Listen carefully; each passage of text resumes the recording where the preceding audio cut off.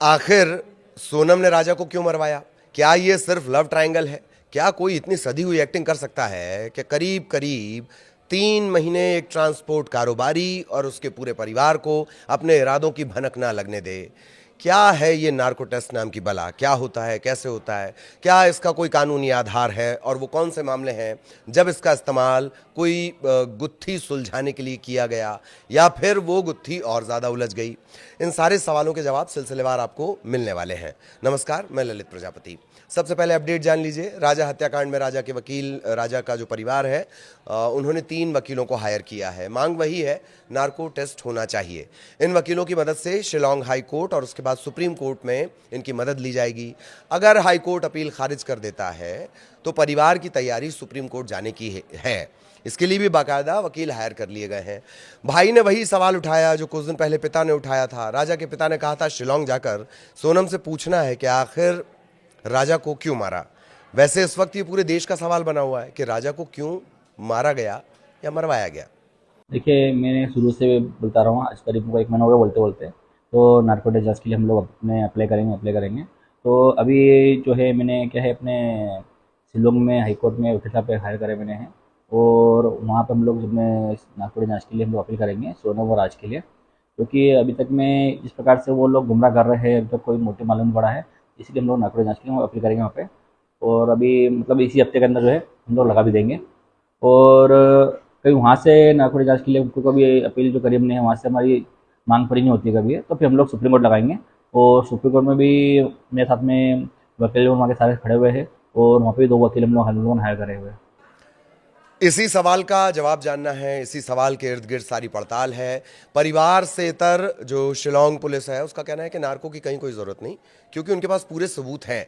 Murder का motive साफ है और उसी के हिसाब से सारे सबूत जुटा लिए गए हैं। पुलिस की पड़ताल में मोटिव यानी मकसद तीसरे नंबर की, मोटा मोटी तीसरे नंबर की स्टेज होती है। इस मर्डर का मकसद पुलिस के हिसाब से लव ट्रायंगल बताया जा रहा है, यानी राज और सोनम का रिश्ता राजा के मर्डर की वजह है। यही वजह यानी मोटिव घर वालों को मंजूर नहीं हो रहा है। और भी बहुत से लोग शिलांग पुलिस की थ्योरी पर सवाल खड़े कर रहे हैं। खैर, उसके लिए चार्जशीट का भी इंतजार करना होगा। अब खबर के अगले पहलू यानी नार्को क्या है ये बला, इसे जरा फटाफट समझ लीजिए। पहले इसका कानूनी एंगल। सुप्रीम कोर्ट ने अमलेश कुमार बनाम बिहार राज्य मामले में निर्णय दिया कि कोई आरोपी व्यक्ति स्वेच्छा से नार्को एनालिसिस टेस्ट करा सकता है, लेकिन यह केवल मुकदमे के दौरान उचित समय में ही संभव है। नार्को एनालिसिस टेस्ट में व्यक्ति की मानसिक झिझक को कम करने के लिए प्रायः सोडियम पेंटोथल या बर्बिट्यूरेट्स या बाकी के जो रसायन होते हैं उनका इस्तेमाल किया जाता है। इससे व्यक्ति अधिक सहज होकर जानकारी और भावनाएं व्यक्त करने लगता है।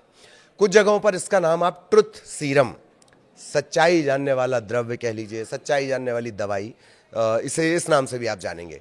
सुप्रीम कोर्ट ने अपने निर्णय में पटना हाईकोर्ट के उस आदेश को भी निरस्त कर दिया जिसमें पुलिस को एक लापता महिला से जुड़े दहेज उत्पीड़न के मामले में सभी आरोपियों के नार्को एनालिसिस टेस्ट कराने की अनुमति दी गई थी। सुप्रीम कोर्ट के निर्णय के प्रमुख बिंदु क्या थे? सुप्रीम कोर्ट के अनुसार पटना हाईकोर्ट द्वारा सभी आरोपियों का नार्को एनालिसिस टेस्ट कराने का आदेश देना गलत था। गलत था। अदालत, सबसे बड़ी अदालत के अनुसार आरोपियों की सहमति के बिना नार्को एनालिसिस टेस्ट या अनैच्छिक टेस्ट संविधान के प्रावधानों का उल्लंघन है। कौन कौन से संविधान के प्रावधान है जिनका उल्लंघन होता है? अनुच्छेद 20(3), किसी अपराध के लिए अभियुक्त को स्वयं अपने विरुद्ध गवाह होने के लिए बाध्य नहीं किया जा सकता। अनुच्छेद 21, यह अनुच्छेद प्राण और दैहिक स्वतंत्रता के अधिकार की रक्षा करता है। इसके अलावा एक और जो मामला, जब भी आप नार्को के कानूनी पहलुओं को पढ़ेंगे तो वो जरूर आएगा, वो है सुप्रीम कोर्ट ने सेल्वी बनाम कर्नाटक राज्य मामले में अपने पहले के फैसले का हवाला देते हुए कहा कि नार्को टेस्ट जैसे परीक्षण इस अधिकार का हनन करते हैं। किसका हनन करते हैं? जो अभी हमने आपको बताए हैं। इसके अलावा विनोभाई बनाम केरल राज्य, मनोज कुमार सोनी बनाम मध्य प्रदेश राज्य मामले में सुप्रीम कोर्ट ने साफ किया कि सहमति से कराए गए नार्को एनालिसिस टेस्ट की रिपोर्ट को सीधे साक्ष्य के रूप में स्वीकार नहीं किया जाएगा। मतलब ये सबूत के तौर पर नहीं आएंगे, सबूत के तौर पर आप इसको अदालत में नहीं रखोगे। केवल रिपोर्ट के आधार पर आरोपी को दोषी नहीं ठहराया जाएगा जब तक कि अन्य साक्ष्यों द्वारा उस रिपोर्ट की पुष्टि न की जाए। आरोपी अपने पक्ष में साक्ष्य पेश करने के लिए स्वेच्छा से नार्को एनालिसिस टेस्ट करा सकता है। हालांकि इस मामले में उसे निरपेक्ष या अपरिहार्य अधिकार प्राप्त नहीं है। ये तो आपने जान लिया कि इसका दरअसल कानूनी जो पेंच है वो कहाँ पर फंसा हुआ है। हमने 3-4 केसेस आपको बता दिए और राजा के परिवार की डिमांड भी आपको सुना दी। नार्को टेस्ट है क्या, उसे जान लीजिए। ये ग्रीक भाषा का शब्द है नार्को, एनेस्थीसिया या टॉर्पोर। एनेस्थीसिया आप समझते हैं, सर्जरी के पहले आपको दिया जाता है बेहोश करने के लिए, और बड़ा महत्वपूर्ण ये होता है, जो एनेस्थीसिया डिपार्टमेंट है बहुत महत्वपूर्ण होता है। ज़रा सी मात्रा इधर और उधर और जान के लाले पड़ जाते हैं। इसका इस्तेमाल मनोचिकित्सा में भी होता है, दिमाग से जुड़े जो मामले होते हैं उसमें। इसमें होता क्या है दरअसल, सोडियम पेंटाथल, स्कोपोलामाइन और सोडियम एमाइटल जैसी दवा को आरोपी के शरीर में इंजेक्ट किया जाता है। इसके बाद व्यक्ति एक कृत्रिम निद्रावस्था, हिप्नोटिज्म, कुछ वैसा हिप्नोटिज्म या अचेतन अवस्था में व्यक्ति चला जाता है और उसकी जो कल्पना है, इमेजिनेशन, वो निष्प्रभावी हो जाती है। इसके बाद जांच एजेंसियां संबंधित व्यक्ति से डॉक्टर्स की मौजूदगी में पूछताछ करती हैं, वीडियो रिकॉर्डिंग की जाती है। सोडियम पेंटोथल या सोडियम थायोपेंटल कम अवधि में तेजी से काम करने वाला एनेस्थेटिक है। इसकी अधिक मात्रा में उपयोग सर्जरी के दौरान रोगियों को बेहोश करने के लिए किया जाता है, जिसका अभी हमने जिक्र किया। ये दवा जो है वो बार्बिट्यूरेट वर्ग, रसायन में हर किसी का वर्ग है, केमिस्ट्री में हर किसी का एक वर्ग बटा हुआ है कि फलाने डिपार्टमेंट से ये दवा आ रही है, फलाने क्लास समझ लीजिए, उस क्लास से ये दवा आ रही है। तो ये बार्बिट्यूरेट वर्ग से संबंधित है, जो केंद्रीय तंत्रिका तंत्र पर प्रभाव डालता है। चूंकि ये दवा झूठ बोलने के संकल्प को कमजोर करती है, इसलिए इसे ट्रुथ सीरम भी कहा जाता है। ऐसा माना जाता है कि द्वितीय विश्व युद्ध के दौरान खुफिया अधिकारियों ने इसका इस्तेमाल किया था। इतना समझ ही लिया तो ये भी जान लो कि पॉलीग्राफ से ये अलग है। पॉलीग्राफ परीक्षण की जो धारणा है वो आधारित होता है कि जब कोई व्यक्ति झूठ बोल रहा होता है तो उसके समय में उसकी बॉडी रिएक्ट करती है, शारीरिक प्रतिक्रियाएं सामान्य की तुलना में अलग होती हैं। इस परीक्षण में शरीर में कोई दवा इंजेक्ट नहीं की जाती, बल्कि कार्डियो कफ्स या फिर संवेदनशील इलेक्ट्रोड, ऐसे उपकरण संदिग्ध जो है, जिससे पूछताछ की जानी है, जिससे सवाल जवाब पूछे जाने, उसके शरीर से जोड़ दिए जाएंगे। धड़कन बढ़ जाएगी, बीपी बढ़ने लगेगा, हार्ट बीट्स बढ़ जाएंगी। शरीर रिएक्ट करता है जब आप झूठ बोलते हैं, कुछ देह भाषा, बॉडी लैंग्वेज जैसा, पर बॉडी लैंग्वेज आप सामने से समझ जाते हैं। इसके लिए मशीनें व्यक्ति के शरीर को मशीनों से जोड़ दिया जाता है, तो मशीनें बताती हैं। कई लोग इसको भी गच्चा दे देते हैं, वो ये समझ जाते हैं कि ये झूठ नहीं पकड़ रही है, हम झूठ पकड़वा दे रहे हैं। खैर, वापस आते हैं।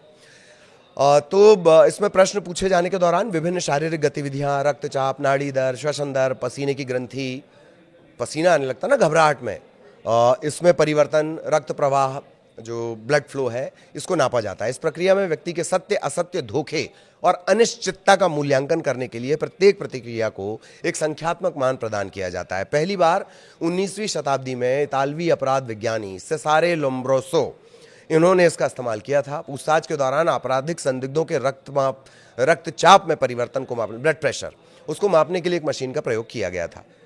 हाल के दशकों में जांच एजेंसियों ने इन परीक्षणों के इस्तेमाल की मांग की है, जिन्हें कभी कभी यातना, टॉर्चर या थर्ड डिग्री का बेहतर विकल्प माना जाता है। मतलब पुलिस मारे जा रही है, तलवे पे मारे जा रही है, और भी जाने क्या क्या करवा रही है। उससे अच्छा तो यह है कि इस तरह के टेस्ट करवा लिया जाए। हालांकि इनमें से किसी की भी जो सक्सेस रेट है, सफलता की दर है, वो 100% नहीं है। चिकित्सा क्षेत्र में भी ये मसले विवादित बने हुए हैं।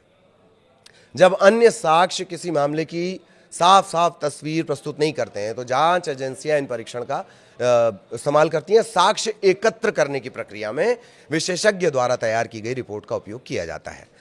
अब ये जान लीजिए किस किस हाई प्रोफाइल केस में नार्को का इस्तेमाल हुआ है, वो भी जान लेते हैं। महाराष्ट्र की राजनीति में भूचाल लाने वाला केस था स्टैंप पेपर घोटाला। मुख्य आरोपी था अब्दुल करीम तेलगी। इसका नार्को टेस्ट हुआ तो इसने तत्कालीन एनसीपी के जो प्रमुख थे शरद पवार और पूर्व उप मुख्यमंत्री छगन भुजबल पर पैसे लेने के आरोप लगा दिए। लेकिन इसका कोई मतलब नहीं हुआ, क्योंकि मजिस्ट्रेट के सामने जो बयान दर्ज हुए उसमें इसने ऐसा कोई जिक्र नहीं किया। और हमने पहले ही आपको बता दिया है कि नार्को एनालिसिस भौतिक साक्ष्य के तौर पर अदालत के सामने नहीं रखा जा सकता। मुंबई आतंकी हमले का जो आरोपी था अजमल कसाब, उसका नार्को हुआ था। इसमें कई जानकारियां मिली, उन्हें भी सबूत के तौर पर नहीं रखा गया, लेकिन जानकारियां बड़ी महत्वपूर्ण थी। पारिवारिक जानकारियां, आतंकियों के जो ब्रेन वॉश का तरीका होता है वो क्या है, मुंबई हमले की योजना के बारे में जानकारी मिली, हाफिज सईद के बारे में बड़ी महत्वपूर्ण जानकारी मिली। लेकिन पेंच और है। साल 2010 में आरुषि तलवार हत्याकांड, इसमें उसके माता पिता नुपुर और राजेश तलवार का नार्को हुआ था ताकि हत्या का मामला सुलझाया जा सके, लेकिन नार्को से कुछ भी हासिल नहीं हुआ। इसी दंपत्ति का 2009 में, डेंटिस्ट दंपत्ति थे ये, है मतलब, इनका लाई डिटेक्टर और ब्रेन मैपिंग भी हुई थी, लेकिन तब भी कोई सुराग हाथ नहीं लगा। तो कोई गुत्थी इससे सुलझ नहीं पाई। आखिरकार ये हुआ कि उस केस में क्लोजर रिपोर्ट, खात्मा रिपोर्ट जिसको आप बोलते हैं ना, वो लगानी पड़ी। अब वापस राजा रघुवंशी कांड पर आते हैं, हत्याकांड पर आते हैं। राजा का परिवार नार्को टेस्ट की मांग कर रहा है। अदालतों में कानूनी लड़ाई की तैयारी भी है, लेकिन सवाल यही कि आखिर नार्को से क्या उस सवाल का जवाब मिल जाएगा जो पूरा देश मांग रहा है कि आखिर सोनम ने राजा को क्यों मरवाया। और थ्योरी, शिलोंग पुलिस की जो थ्योरी है या शिलोंग पुलिस के जो सबूत है, आखिर उस पर भरोसा क्यों नहीं है और क्यों ये सवाल उठ रहे हैं, इससे हमने अलग अलग वीडियो में बार बार आपको बताया है कि सोनम का व्यवहार बहुत पेचीदा है, उसे समझना बहुत पेचीदा है। इसलिए परिवार कह रहा है कि हम तो बस ये जानना चाह रहे हैं कि आखिर ऐसी क्या वजह रही कि शादी ना करने का विकल्प था, प्रेमी के साथ शादी करने का विकल्प था, भाग जाने का विकल्प था, ऐसे तमाम विकल्प थे, लेकिन शादी करके अपने पति को मरवा देना, वो क्यों? आखिर सोनम ने राजा को क्यों मरवाया? आगे भी इसी तरीके से अपडेट आप तक पहुंचाते रहेंगे।